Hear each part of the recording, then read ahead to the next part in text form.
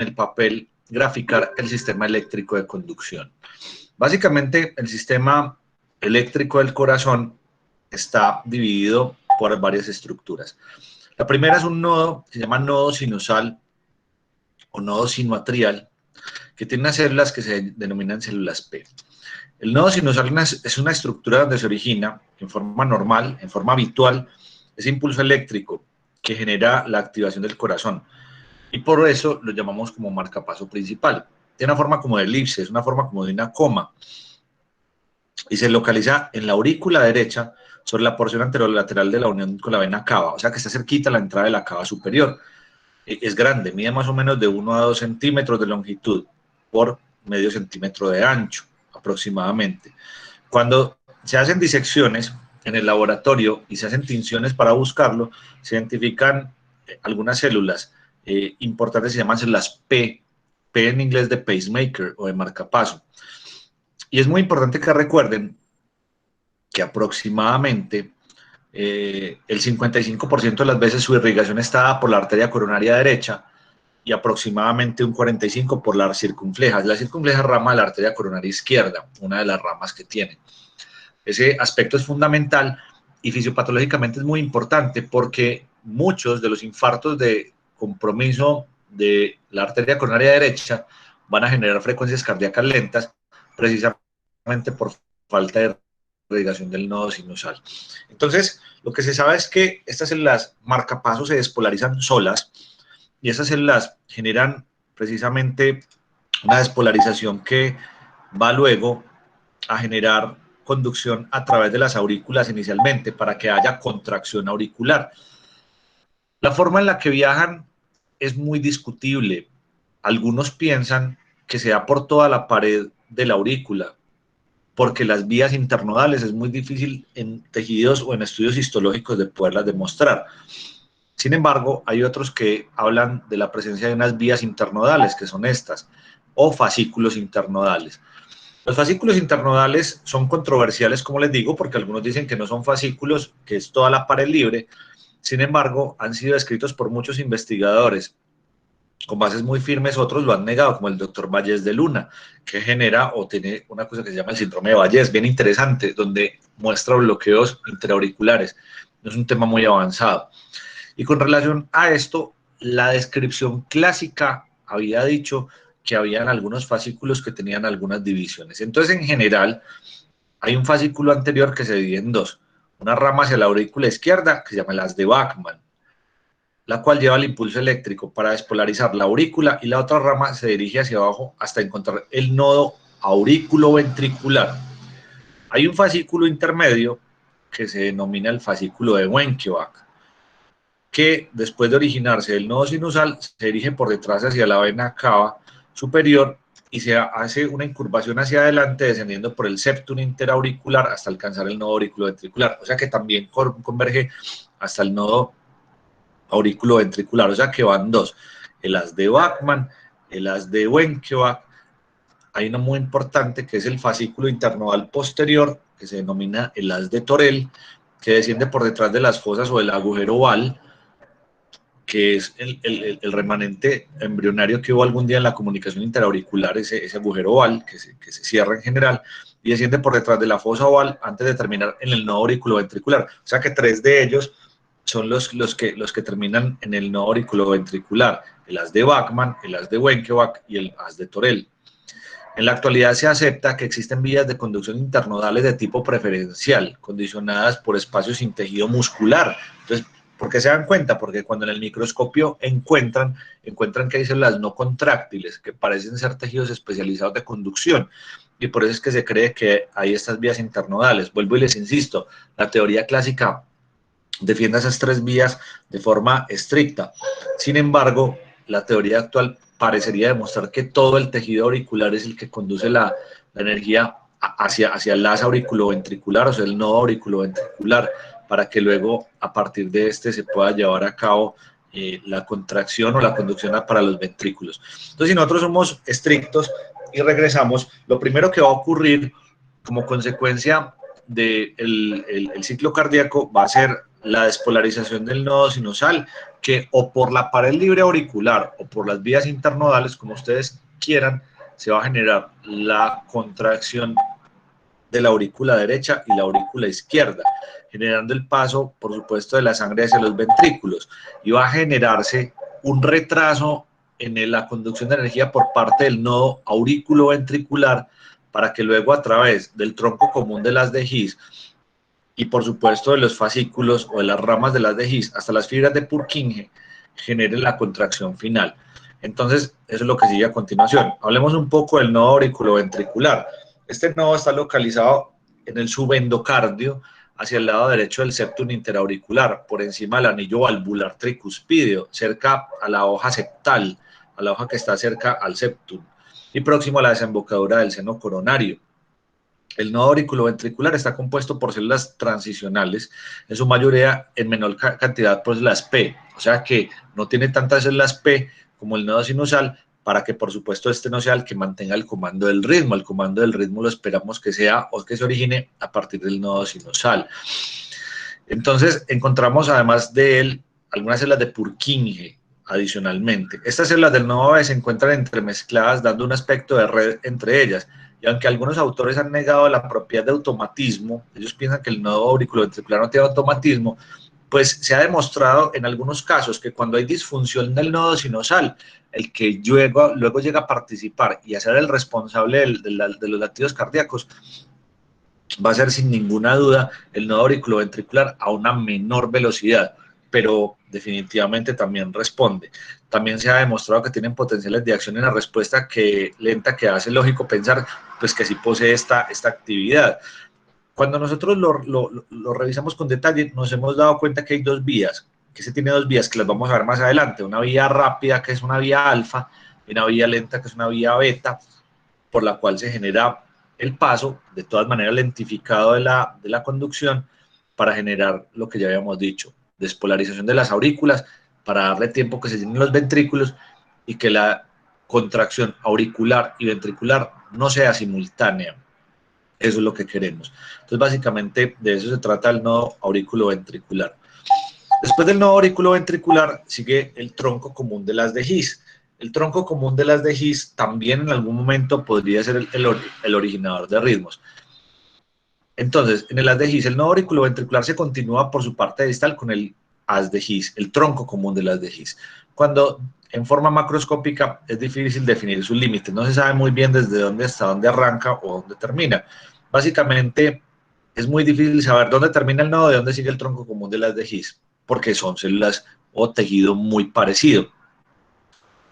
Sin embargo, desde el punto de vista histológico y funcional, sí está definido por aquella zona en la cual las células predominantemente son de tipo Purkinje. O sea que acá las células no son células de transición y células P, sino mucho más tejido de Purkinje, y ahí alcanzamos a pensar en un haz de His como una rama común o un lugar de transición, bueno, más que de transición, de conducción importante, antes de que haya esta conocida división que sigue en la parte de abajo. Entonces, su conducta electrofisiológica está basada sobre potenciales de acción de respuesta muy rápida, pero en fase 4, con una leve tendencia a la despolarización diastólica.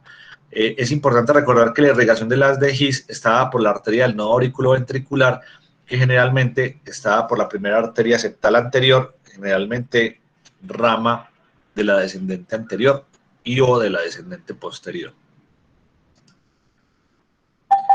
Las ramas de las de His. Las ramas de las de His son tres.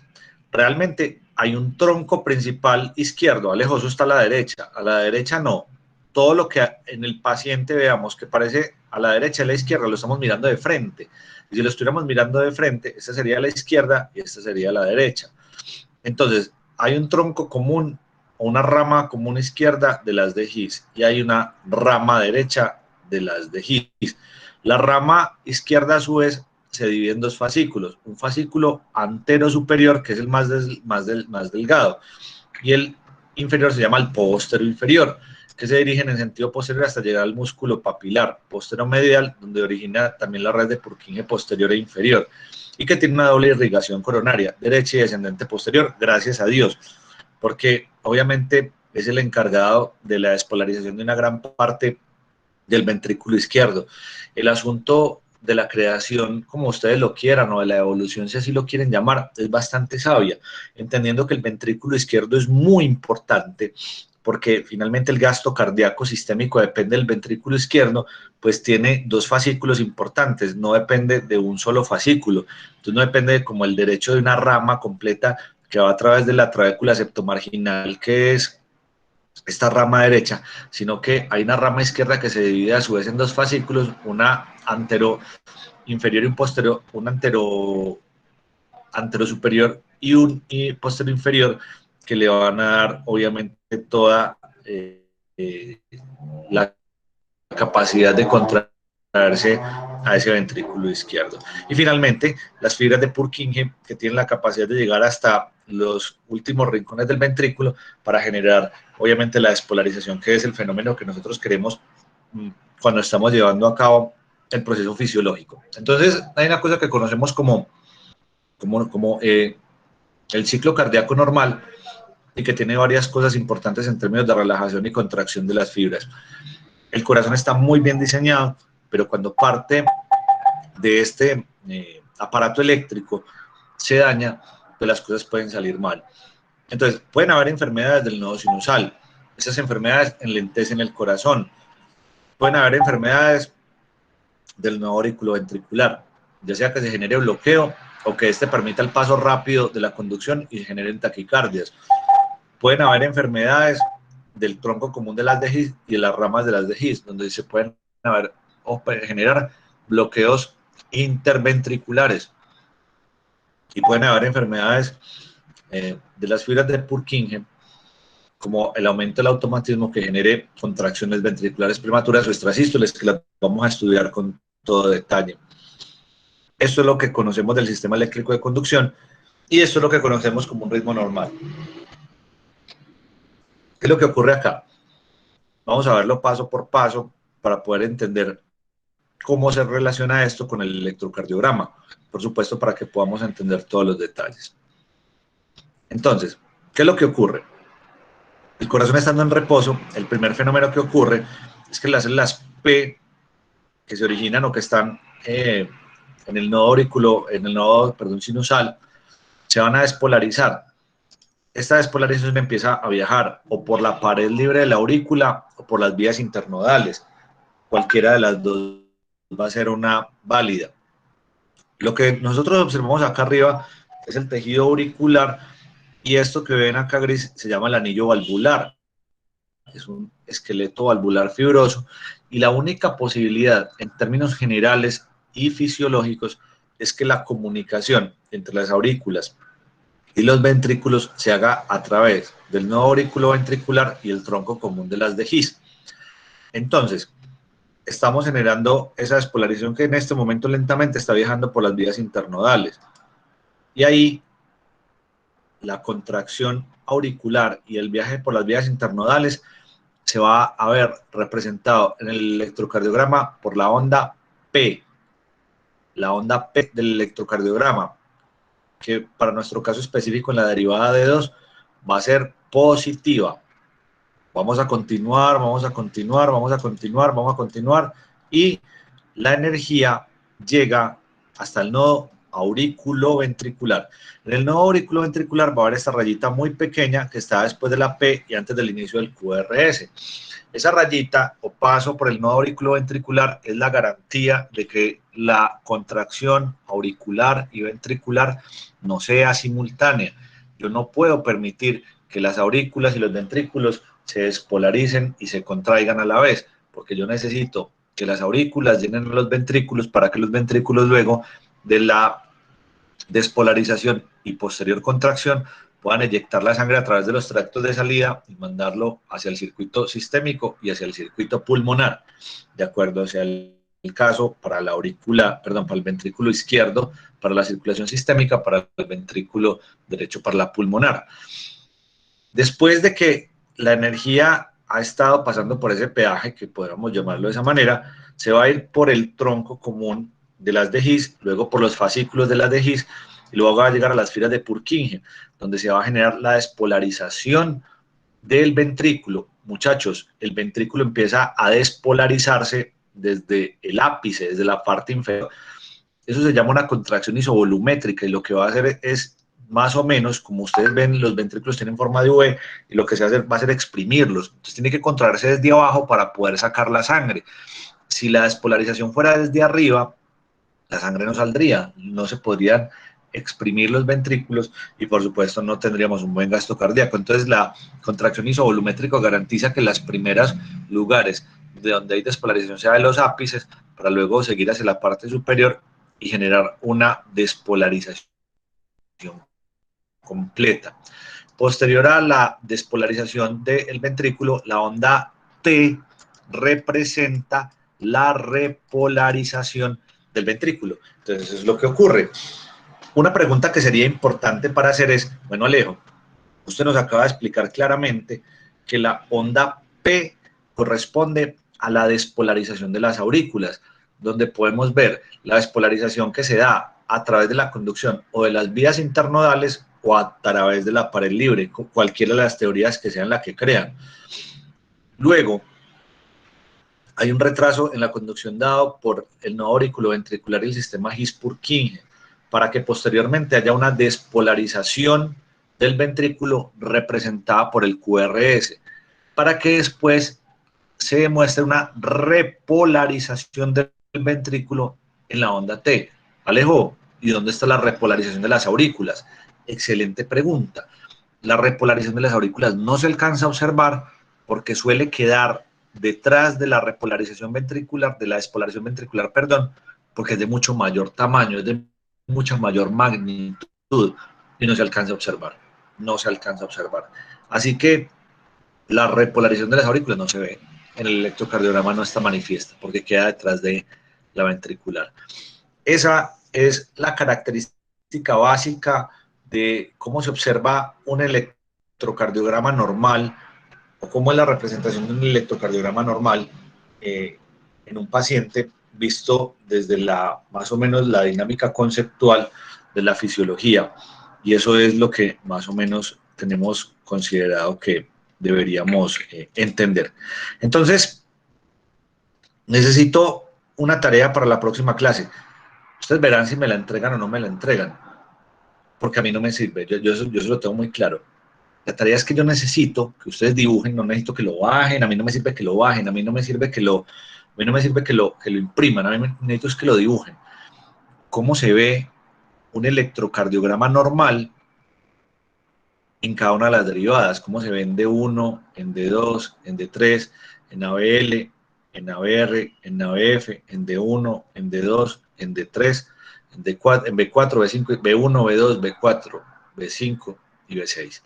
Y también es importante que me cuenten cuánto debería ser el valor máximo, el valor mínimo de cada una de las ondas. Mientras tanto, vamos a revisar también algunos asuntos importantes de la electrocardiografía en esta primera clase. Entonces vamos a revisarlos, entonces que son importantes. Espérame, por favor. Yo cierro la presentación que estamos viendo para que me deje ver lo del taller de electrocardiografía. Muy bien.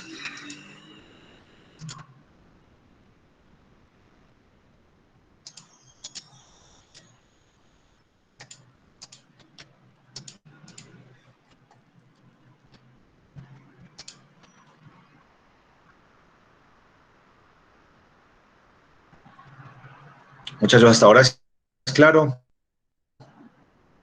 ¿Me vienen entendiendo? Sí, profe. Profe, pues se lo pido yo como... Supongo que eso fue un sí. Profe, hola. Hola. ¿Usted de pronto nos podría explicar Hola. un poquito más de las derivaciones?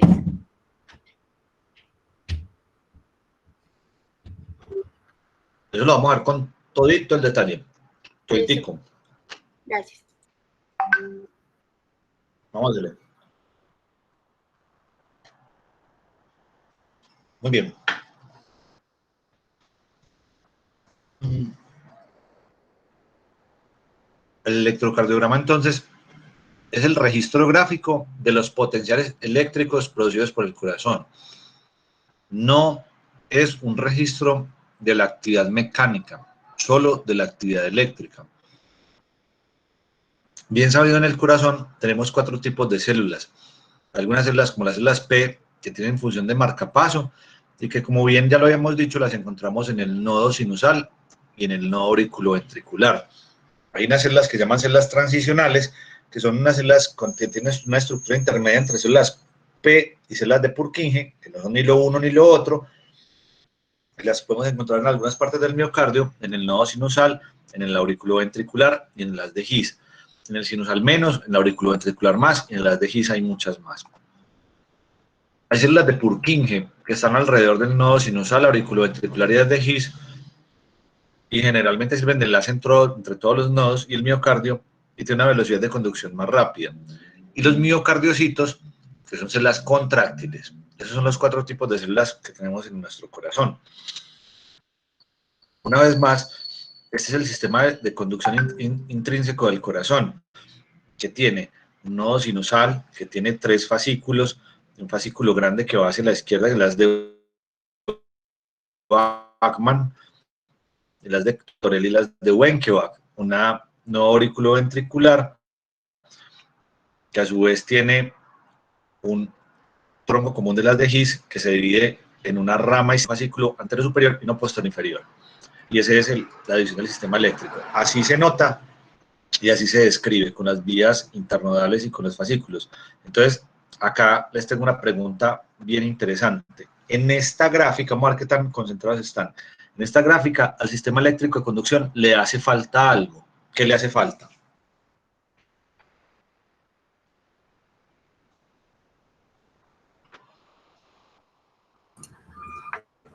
Profe, una de las ramas de... La rama izquierda superior. El fascículo anterosuperior de la rama izquierda. Excelente. Si lo pillaron, están conmigo. Están conmigo. Excelente. Súper bien. Esta es la forma en la que se ha descrito la meseta y se han descrito las fases de la contracción. En la parte superior, la gráfica es la gráfica de cómo funcionan o cómo se da la despolarización y la repolarización de los miocardiocitos, y abajo de las fibras más lentas. Perdón, arriba de las células no contráctiles de las eléctricas y abajo de las fibras lentas. Entonces, ¿cómo es la cosa? Hay una fase cero. En la fase cero hay una gran entrada de sodio por canales de sodio voltaje dependientes. Eso va a cambiar el potencial de acción para volverse rápidamente más positivo. En la fase 1 se abren unos canales de potasio y de calcio para mantener eso que se denomina la fase de meseta, donde está el 1 y el 2, para que luego haya una repolarización de nuevo con una importante entrada de potasio y una salida de sodio para volver a generar la repolarización. Ese aspecto es importante y depende de la producción de energía, depende de las bombas sodio, potasio, ATPasa para que se pueda llevar a cabo. Entonces, la función contráctil va a depender sin ninguna duda de una función eléctrica que depende, por supuesto, de energía. Y por esa razón, cuando una parte del músculo cardíaco está privada de energía, entonces, en este caso, pues será muy difícil lograr en algún momento mantener la función contráctil. Ténganlo en absoluta consideración. Muy bien. Así se representa cómo es la entrada de sodio a la célula, cómo se mantiene la contracción y cómo genera la repolarización. Representado, por supuesto, en la actividad del ventrículo. Acá en la de la aurícula tendríamos que mirar la representación de las células del nodo auriculoventricular. Esta es la misma forma en la que se notan los potenciales de acción, o se llama gráfica del potencial de acción. Entonces, en la fase 0 hay una entrada rapidísima de sodio para que se mantenga la meseta en el 1 y el 2. Por supuesto, hay una gran cantidad de entrada de calcio que está cargado positivamente. Y en la repolarización hay una salida de potasio, que depende, por supuesto, de la bomba sodio-potasio ATPasa. Esto se va a mantener mientras haya energía suficiente para ese propósito. Esta es la forma en la que se ven los potenciales de acción de las células. Entonces, en el nodo sinusal, obviamente, no hay una meseta tan prolongada.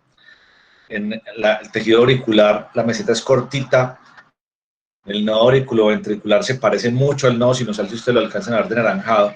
Y lo que ya vimos muy parecido a esa meseta larga, sean en las de His, en las ramas, en las fibras de Purkinje y en el músculo ventricular.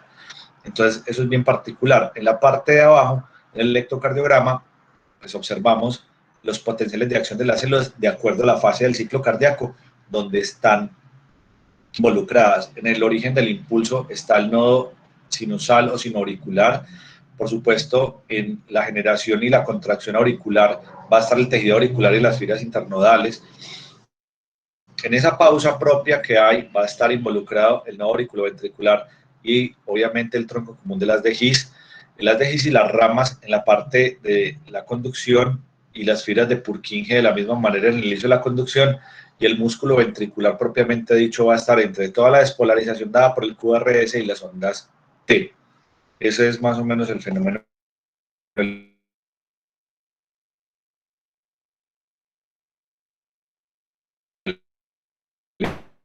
eléctrico que se presenta. Esto es más o menos lo que ocurre. Esto es solamente como si hubiera sacado el sistema del nodo aurículo-ventricular. Sería más o menos que de 60 a 100 y está bien, más bajo el efecto de la adrenalina o de alguna hormona de estrés, adrenalina en general. Pero cuando el sinusal no es capaz de actuar, Profe, muchachos, ustedes también lo escuchan le va a tocar el entrecortado. nodo auriculoventricular a una velocidad Sí. de... Profe, Hola. se te está cortando demasiado y no te estamos entendiendo la idea. Hola. Se te está cortando mucho y no se te entiende. ¿Desde dónde? Profe, Desde que empezaste con... Pero desde dónde. Profe, Desde la desde que anterior. empezó con desde la anterior, desde la imagen anterior.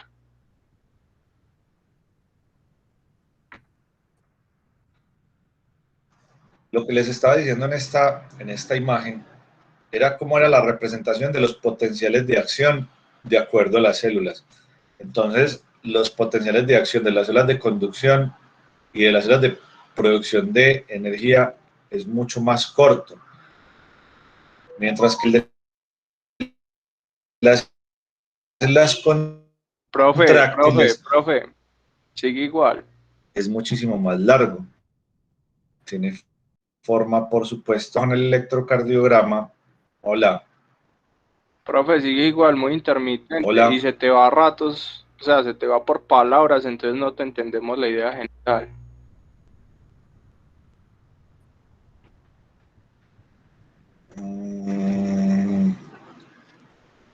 No sé qué pasará entonces con la conexión. Debe ser mi conexión que está más lenta. Ahí me están escuchando igual de entrecortado. Profe, ahí te escuchamos bien.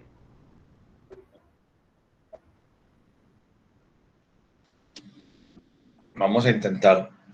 A ver que no nos falta tanto para esta primera. Para la segunda clase del viernes, tengo planeado comprar un cable desde el módem hasta el computador para tener la máxima velocidad, porque el Wi-Fi es muy ineficiente en términos de velocidad. Se supone que yo tengo un internet de 60 megas para poder garantizar dar buena clase, pero cuando yo mido la velocidad del internet en cualquier medidor, el Wi-Fi solo ofrece 6, 7 megas, que es absolutamente insuficiente para lo que queremos. Voy a intentar, y si se corta de nuevo me cuentan, vale. Eso, profe, dale. Esta gráfica demuestra más o menos la velocidad a la cual se despolarizan los diferentes tipos de células que pueden producir impulso cardíaco. Las del nodo sinusal lo pueden hacer más o menos entre 60 a 100 por minuto de forma fisiológica. En algunos casos la frecuencia puede aumentar, por ejemplo, cuando el cuerpo libera adrenalina. En ese caso, la frecuencia cardíaca sube más. Cuando alguien está haciendo actividad física, cuando alguien está haciendo ejercicio, cuando alguien tiene fiebre. en esos miedo, puede aumentar la frecuencia. Cuando el nodo sinusal no es capaz, no tiene la posibilidad de responder, por la razón que sea, porque está enfermo, le toca al nodo auriculoventricular. Este responde a la mitad, generalmente de 55 a 60, o incluso menos, el auriculoventricular de 45 a 50, más o menos. Si este por alguna razón no puede responder, le tocará al tronco común de las de His, y el tronco común de las de His entre 40 a 45. Y en última instancia, cuando nadie puede responder, le toca a las pobres células ventriculares, que lo hacen aproximadamente de 30 a 35 veces por minuto. Entonces, el corazón tiene mecanismos para garantizar que alguien se encargue de generar el ritmo, y si no puede el uno, podrá el otro, y si no puede el uno, podrá el otro. La pregunta sería, Alejo, ¿y entonces cómo el corazón sabe a quién le tiene que responder si todas son capaces? El estímulo más intenso lo produce el nodo sinusal, luego sigue en intensidad el del nodo auriculoventricular, y el que sigue será del tronco común de las de His, hasta que finalmente el menos intenso es el ventricular. ¿Y eso de qué depende? De la densidad de células P. El que más células P tiene, genera más intensidad en el estímulo. Por esa razón, en condiciones normales, el que manda es el nodo sinusal. Si no puede este, mandará el auriculoventricular. Si este no puede, lo hará el sistema His-Purkinje, en última instancia, porque es el que produce una frecuencia menor. Cuando a alguien le hacen un electrocardiograma, tienen que ponerle electrodos, le tienen que poner derivadas para poder ver en diferentes caras cómo funciona el corazón. A nosotros no nos sirve solamente una derivada, porque nosotros podemos saber exactamente lo que está ocurriendo eléctricamente en diferentes derivadas del corazón. Por eso, para un EKG de 12 derivadas, se utilizan 10 cables. Como hacía Alejo, que 10 cables para 12 derivadas. ¿Cómo se hacen? Se ponen derivadas en las extremidades, en el brazo derecho, en el brazo izquierdo, en la pierna derecha y en la pierna izquierda. Estas últimas van a formar una cosa que se llama el triángulo de Einthoven, y las otras 6 restantes van a sacar las derivadas precordiales. Alejo, entonces como con 4 se saca, no son 4, serían 3, porque las de las extremidades nos van a servir para formar un triángulo que se llama el triángulo de Einthoven, como les dije, y la otra sería un polo tierra. Ya lo veremos. Profe, Esto es lo que se pone en el hombro. Lo importante es que se construya eléctricamente un triángulo. Hola, ¿se se te escucha está cortando. entrecortado? Sí, cuando empezaste a explicar lo de las 6 derivadas que van en el pecho, no se entendió para qué cada una. No explique para qué cada una, dije que quedan 6 nomás, quedan 6 en el pecho o precordiales, y 6 más que se producen con el triángulo de Einthoven. Lo que sigue yo creo que es muy importante. Vamos a hacer un negocio. Yo ya voy a terminar con las derivadas. Vamos a dejarlo hasta acá hoy, para que para la próxima clase haya cable y haya la velocidad suficiente para que no se entrecorte, porque me parece que este es uno de los temas más importantes. Y si me están escuchando entrecortado, esto no va a tener mucho sentido que digamos. Entonces, vamos a dejarlo hasta acá, con una tarea importante para la próxima clase, que va a ser el electrocardiograma normal, y va a ser el valor de las ondas, cuánto debería medir la P, cuánto debería medir el segmento PR, el intervalo PR, el complejo QRS en términos de tiempo y de diferencia, cuánto debería medir la T, cuánto debería medir el QT y demás. Si están de acuerdo, porque me parece que es importante que no nos vaya a quedar faltando, o que no me vayan a quedar entendiendo algo. Finalmente, en términos de tiempo, nos quedaban 20 minutos de clase, que yo sé que es mucho, pero si no me entienden, a mí tampoco me sirve que perdamos el tiempo acá sin que me puedan entender. Profe, esa tarea, ¿se la mandamos al correo o la tenemos en el cuaderno? Ténganla en el cuaderno que no hay mucho problema.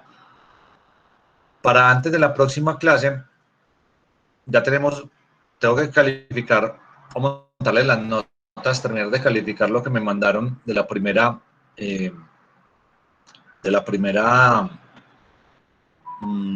consulta. Para la próxima clase también voy a dejar un taller en la plataforma de la universidad, un repaso de todo lo respiratorio, para que vamos a reforzar el tema respiratorio, con un par de casos clínicos y algunas otras cositas más para que respondan y queden los temas completamente claros. Así que, pues nos encontramos el próximo viernes a la hora prevista y miramos cómo podemos compensar un poquitico más esto que quedó faltando de estos 20 minutos y otros quizás de la clase pasada. No tengo ningún problema. Yo sé que después tiene emergencia médica, entonces miramos o acordamos cómo podemos conectarnos un poco antes, si todos pueden, por supuesto. Y si todos no pueden, entonces lo que yo puedo hacer es grabar una clase acá sin participantes para que ustedes puedan tener lo de electrocardiograma. También les voy a grabar una clase de repaso de respiratorio, de enfermedades respiratorias, para que les sirva para estudiar para el parcial. Y así podemos, por ese lado, también compensar un poquitico o cuando nos ha tocado terminar antes. No sé si les parece. Si les parece lo contrario, pues entonces podemos seguir hasta las 6 de la tarde en punto. Los escucho. Sí, profe, pues yo creería que sí. Y pues hacernos también el favor de rotarnos el link de esta clase cuando la subas. De una. Ustedes ya saben el canal. Yo las estoy montando en la medida de las posibilidades para que la puedan tener disponible. Entonces, una de las cosas que también me va a ayudar mucho, una clase